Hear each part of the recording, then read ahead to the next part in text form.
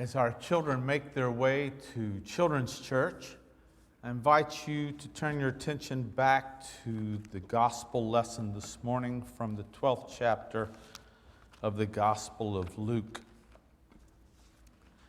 There's a rather jarring expression in this small portion of Scripture. It comes in a much longer, as we've seen, period in which Jesus is teaching his disciples as he makes his way towards Jerusalem. But he tells them, which he tells them frequently, do not be afraid. But what's so jarring about what he has to say is he says, do not be afraid, little flock, my little group, those of you who are following me. Your Father has chosen gladly to give you the kingdom.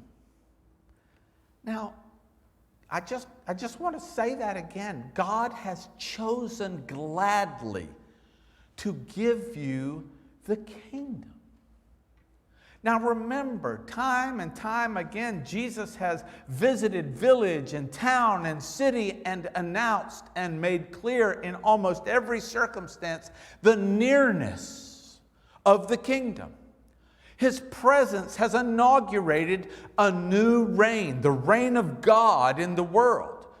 Jesus, having arrived in the world as the Son of Man, the Son of God, the Messiah, has now somehow inaugurated God's presence and reign in the world.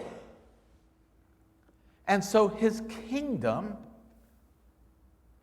is being gladly given to his little flock. Whoa. Think about that for yourself, just for one moment. God has given you his kingdom gladly. No matter how ready you are for it, no matter how much preparation you may or may not have made, God has taken the initiative to give the kingdom to you. And with that gift, Jesus goes on to describe to his little flock what life in that kingdom might look like. What does it look like, he says? He says, sell your possessions and give to charity. Make yourself money belts which do not wear out, an unfailing treasure in heaven where no thief comes near nor moth destroys. Now remember, on earth as it is in heaven, God gives the kingdom to his followers. Jesus says to them, the kingdom is yours. And if that's true of us, what does it look like? It looks like we have been exempted from the kingdom in which we already live. It means that how we negotiate this world is going to be done according to prospects and values and priorities that are not germane to this world. It means that the reign of God is going to set the agenda for all of us, and we begin with the proposition, do not be afraid. Because it's scary. I get scared when I change bank accounts. I get scared when I file my taxes now. And for good reason.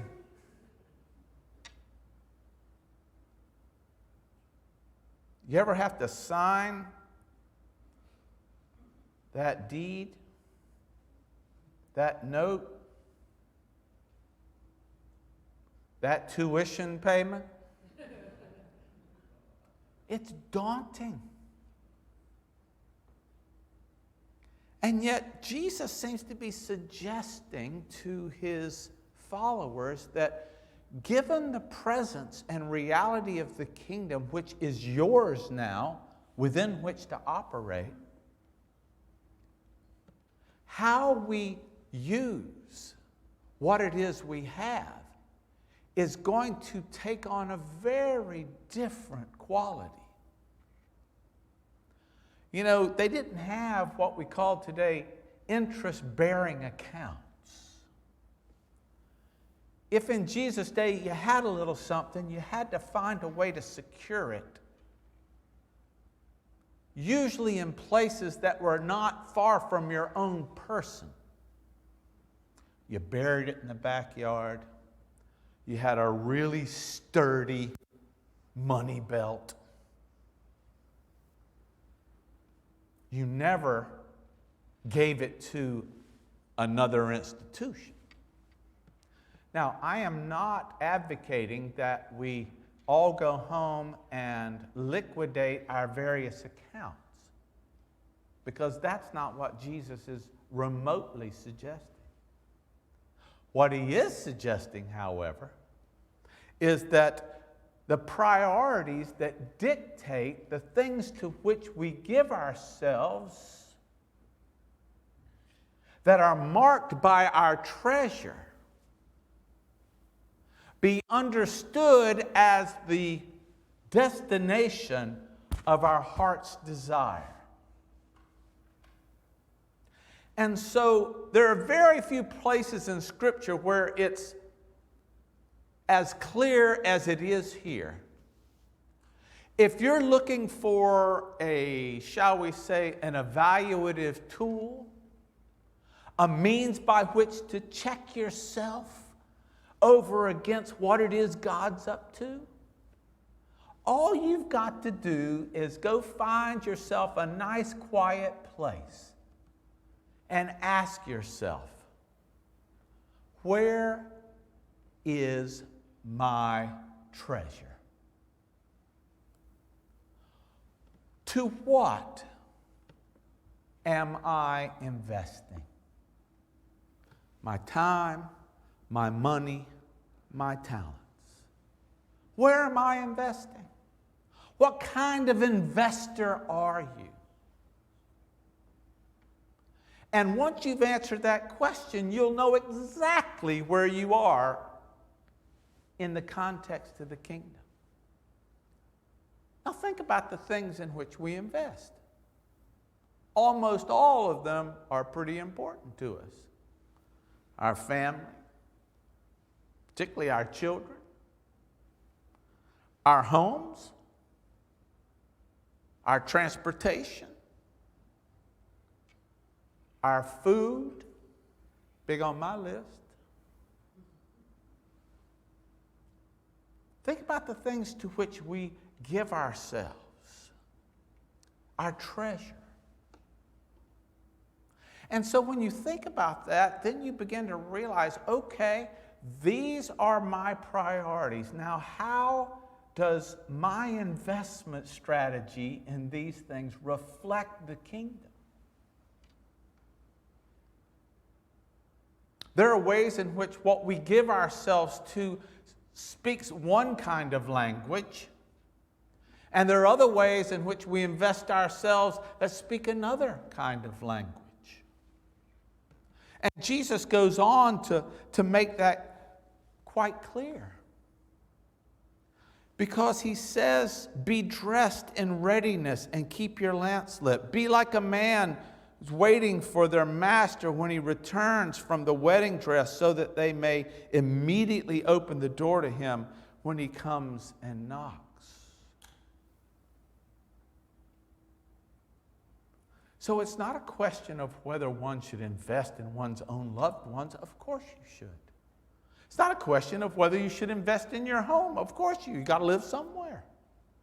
It's not a question of what you should do in that sense with any of your resources given to the things that we would all clearly acknowledge are important and valuable. The question is what is motivating those investments? Where are they going to be used? How are they going to be turned for the work of the kingdom? What is it about them that's important to me? And am I working toward those things? Readiness. So if your job is to, shall we say, restack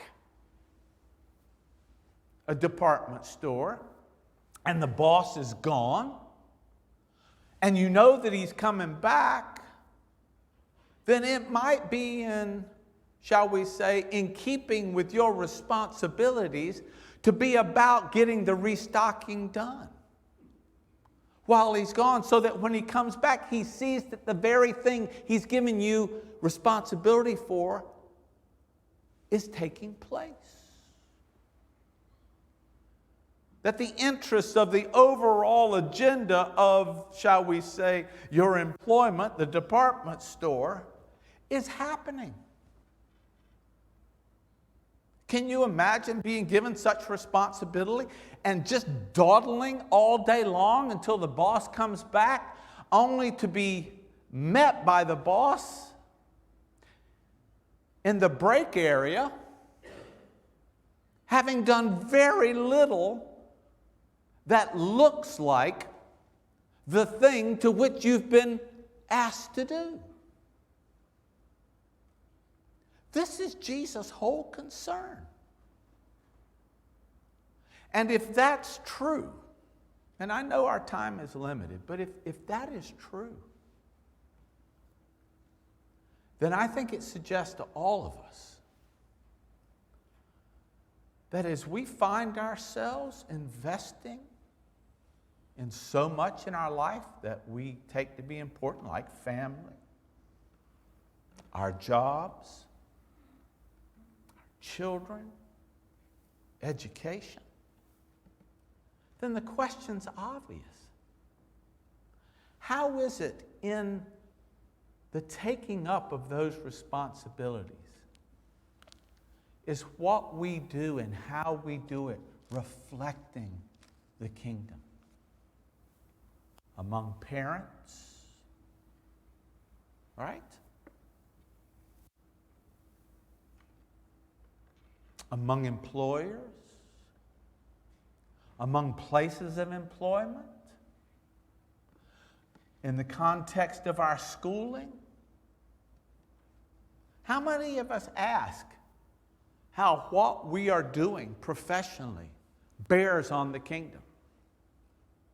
As if those things were separate. You see, Jesus presumes that there's no aspect of our life that is separate from our life in the kingdom. And so, this is a priority that we're all learning how to do. How is it in my role at work, or in my role as a grandparent, or in my role as a boss, or in my role as a student? How is what that is reflective of the love and grace that is the priority in God's kingdom? How is it how we go about those things look distinctive from the world's priorities? It won't take us long to know. Jesus' only question is, are we asking? Do we recognize this awesome responsibility that God has given us? Remember, He has gladly chosen to give you the kingdom, not that you may dawdle, but that you may get busy with the business of the kingdom as if the boss is coming back now. And with that, the energy, the thoughtfulness, the graciousness of our lives being shaped by His love and His grace, and answering those questions for ourselves. How is this life shaped by? How is my family's life shaped by? How is the work that I do shaped by the kingdom that God has entrusted to me? as our deacons come